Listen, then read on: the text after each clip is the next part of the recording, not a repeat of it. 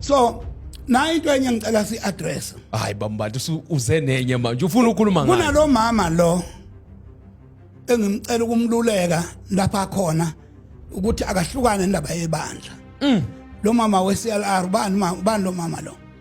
khona lo mama lo olapha kuhulumeni lo phaphela abafundisi uzwakala sethi ibandla liyo register elikabani lo register hayi bo ngoba phela ibandla elika Kristu Incwadi kaMatthew chapter 16 aka verse 18 uthi ngizolakha ibandla lami thina siqashiwe sizisebenzi ebandleni lika Kristu asinawo amabandla alikho ibandla elionwa yimina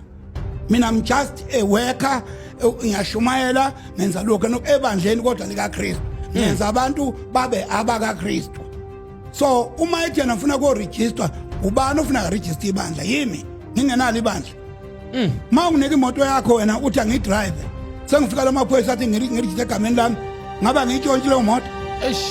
akekho umfundisi ono right wokuregister ibandla likaKristu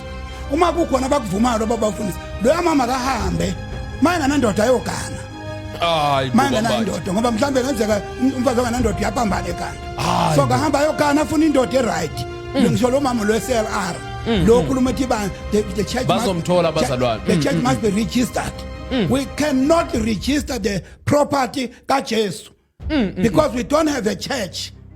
ibandla elika Kristu sure mara ngithi babumbatha liyasho iBhayibheli thobelani abaphatha abaniphethe akuthi ukuthi ukhuluma ukuthi umphatho enye inkinga ke leyo ngoba kwawona lo mbuso lo esikuwo